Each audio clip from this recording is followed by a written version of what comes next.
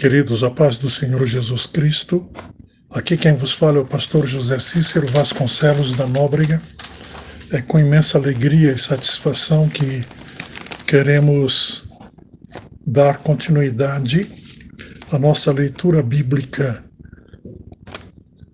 no capítulo 20 do livro de Juízes, e nesta ocasião estaremos trabalhando a primeira parte, que vai do versículo 1 ao versículo 17.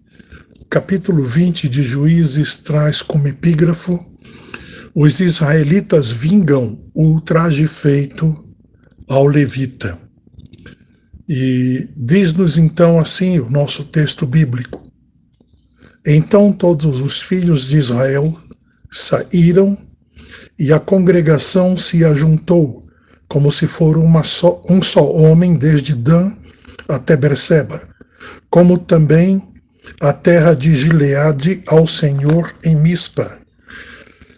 E dos cantos de todo o povo se apresentaram de todas as tribos de Israel na congregação do povo de Deus 400.000 homens de pé que arrancavam da espada. Ouviram, pois, os filhos de Benjamim que os filhos de Israel haviam subido a Mispa, e disseram os filhos de Israel: falai-nos, como sucedeu esta maldade? Então respondeu o homem levita, marido da mulher que fora morta, e disse: cheguei com a minha concubina a Gibeá, cidade de Benjamim, para passar a noite, e os cidadãos de Gibeá se levantaram contra mim e cercaram a casa de noite, e intentaram matar-me, e violaram a minha concubina de maneira que morreu. Então peguei na minha concubina e fi-la em pedaços, e a enviei por toda a terra da herança de Israel, porquanto fizera tal malefício e loucura em Israel, em que todos sois filhos de Israel. Dai aqui a vossa palavra e conselho. Vou repetir o versículo 7. Eis que todos sois filhos de Israel, dai aqui a vossa palavra e conselho. Então todo o povo se levantou como um só homem, dizendo: nenhum de nós irá à sua tenda, nem nenhum de nós se retirará à sua casa. Porém, isto é o que faremos a Gibeá: procederemos contra ela por sorte. E tomaremos 10 homens de 100 de todas as tribos de Israel, e 100 de 1.000 e 1.000 de 10.000, para tomarem mantimento para o povo, para que, vindo eles a Gibeá de Benjamim, lhe façam conforme toda a loucura que tem feito em Israel. Assim, ajuntaram-se contra esta cidade todos os homens de Israel, aliados como um só homem. E as tribos de Israel enviaram homens por toda a tribo de Benjamim, dizendo: que maldade é esta que se fez entre vós? Dai-nos, pois, agora aqueles homens, filhos de Belial, que estão em Gibeá, para que o matemos e tiremos de Israel o mal. Porém, os filhos de Benjamim não quiseram ouvir a voz de seus irmãos, os filhos de Israel. Antes, os filhos de Benjamim se ajuntaram das cidades de Gibeá para saírem a pelejar contra os filhos de Israel. E contaram-se naquele dia os filhos de Benjamim das cidades 26.000 homens que arrancavam a espada, afora os moradores de Gibeá, de que se contaram 700 homens escolhidos. Entre todos estes havia 700 homens escolhidos, canhotos, os quais todos atiravam com a funda uma pedra a um cabelo e não erravam. E contaram-se dos homens de Israel, afora os de Benjamim, 400.000 homens que arrancavam da espada, e todos eles homens de guerra. Queridos, como mencionamos no capítulo 19, no final do capítulo, o estupim estava aceso. E muitas ocasiões percebemos circunstâncias semelhantes. O povo de Israel, quando ele abandonava Deus e passava a cultuar outros deuses, Deus se levantava contra o povo de Israel e, com toda certeza, o estupim acendia e Deus usava povos ímpios para julgar e aplicar juízo em Israel. Mas também, quando o povo de Israel se voltava para Deus e cultuava e adorava a Deus, Deus usava Israel e levantava este povo contra as nações ímpias por causa do paganismo e do culto a deuses estranhos. E é interessante que podemos ver essa circunstância, algo que nos ajuda a analisar e entender muito do que pode acontecer ainda nos nossos dias, quando Deus pode permitir o mal prevalecer em batalhas. Eu não estou dizendo Deus permitir que o mal vença a guerra, mas Deus permitir o mal prevalecer em algumas batalhas. E interessante que quando nós olhamos para o nosso relato bíblico, nós podemos, então, observar essa lei do retorno, que ela é muito aplicada no Antigo Testamento, mas também no Novo Testamento, chamada de a lei da semeadura. Nós só colhemos aquilo que plantamos. Nós só teremos retorno daquilo que nós produzimos. E a lei do retorno é uma promessa que foi bem enfatizada por Deus a Abraão, quando Deus disse a Abraão: Abraão, abençoarei os que te abençoarem, e amaldiçoarei os que te amaldiçoarem. E a bênção de Abraão tem se estendido aos nossos dias através de Jesus Cristo, que bateu o martelo com afirmativa aos discípulos, dizendo: tudo quanto fizerdes, de bem ou de mal, a um dos meus pequeninos na qualidade de discípulo, a mim o fizestes. A lei do retorno é uma realidade incontestável para a vida do cristão. As tribos de Israel, ao ouvirem do levita que fora feito com a sua concubina, possivelmente também com o hospedador, tamanha humilhação, e com o hóspede, só restava uma solução: extirpar o mal do meio do povo de Deus. Homens prontos para a batalha, exército em prontidão, homens que, como a Bíblia expressa, puxavam da espada, aguardando determinação da ação. A congregação de Israel se ajuntou, exceto os benjamitas, como podemos ver no versículo 3, e o povo de Jabes Gileade, capítulo 21, versículos 8 e 9. Desde Dan até Berseba, era uma expressão convencional para se referir aos limites norte, tribo de Dan, e sul, Berseba, de Israel. A terra de Gileade refere-se ao território habitado pelas tribos da Transjordânia. Mispa era uma cidade de Judá localizada no norte de Jerusalém. Mas não se trata da Mispa de Gileade do capítulo 10, versículo 17 e do capítulo 11, versículo 29.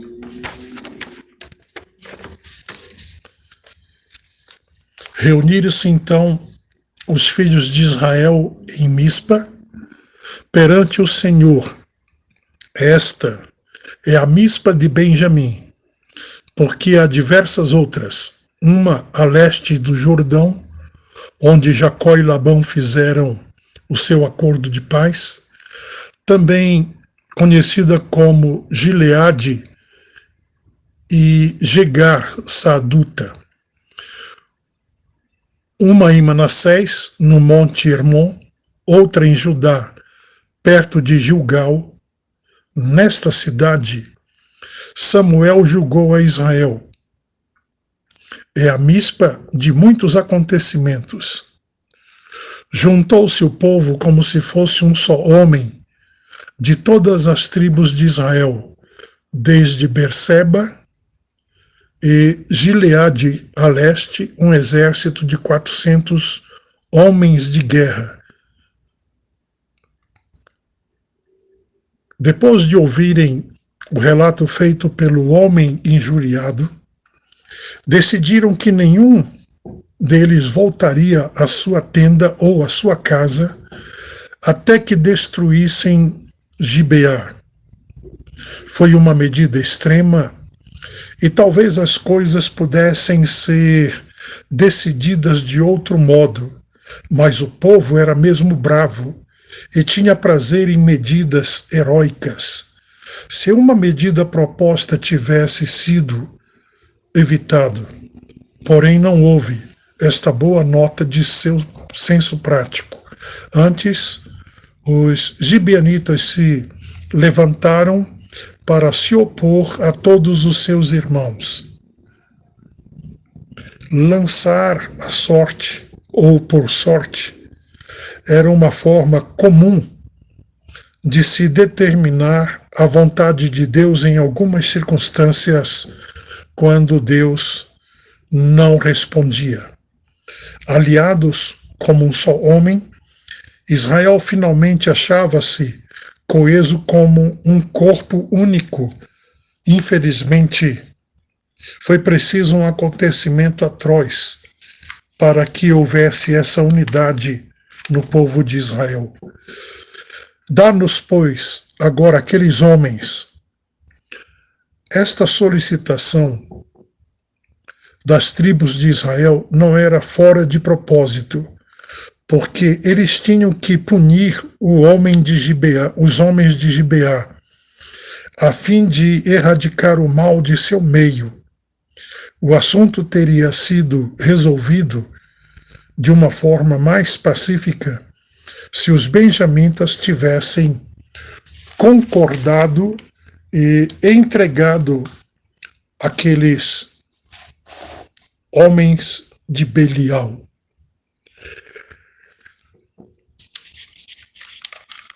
Porém, não o fizeram. Não houve um consenso, não houve um acordo. Pelo contrário, com a reivindicação delas,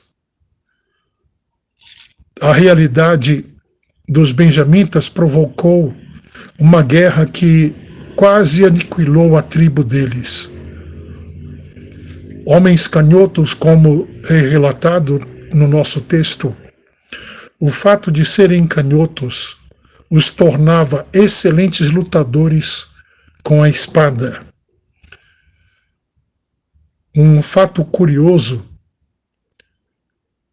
acerca de homens canhotos mencionados na Bíblia, as Escrituras mostram que eram da tribo de Benjamim, versículos 16, capítulo 3, versículo 15. Mas eram habilidosos, não só com a espada, como também com funda. Atirar com uma funda. A funda era feita de couro e tranças de lã, juncos, cabelo, tendões, com um pedaço mais grosso no meio, cerca de 5 centímetros, para segurar a pedra a ser atirada. As pedras eram geralmente retiradas do leito dos rios secos ou de ribeiros e guardadas na bolsa de pastor, como podemos ver no caso de Davi quando foi enfrentar Golias.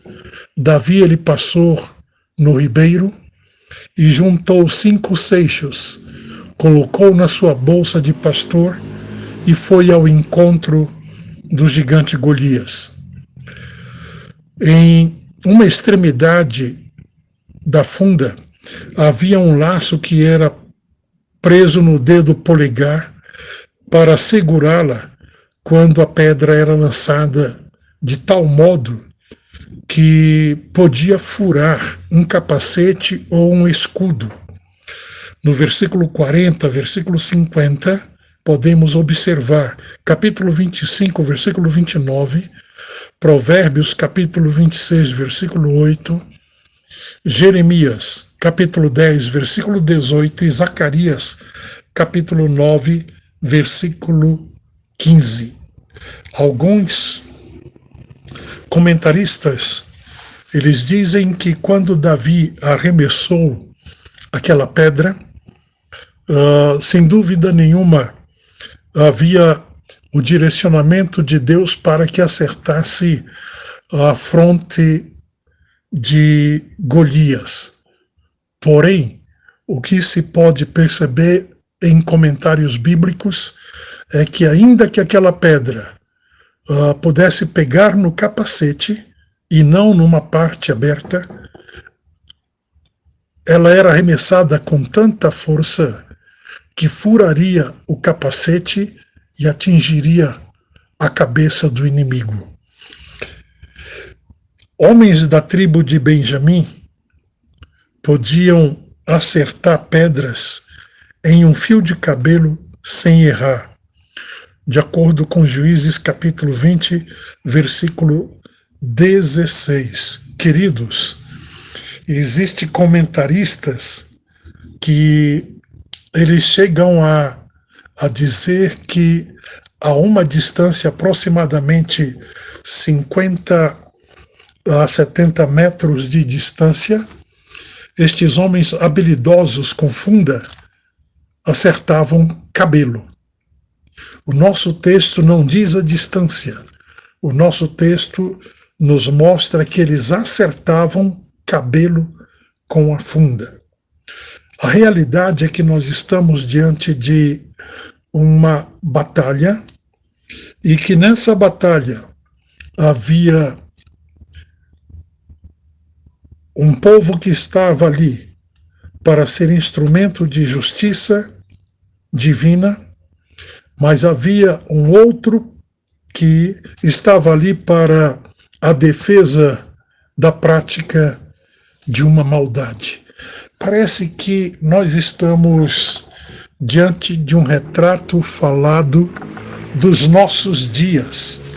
Estamos vendo tantos conflitos verbais, estamos vendo tantas trocas de acusações, de juízos, julgamentos, aonde uns querem defender o mal e outros querem defender o bem.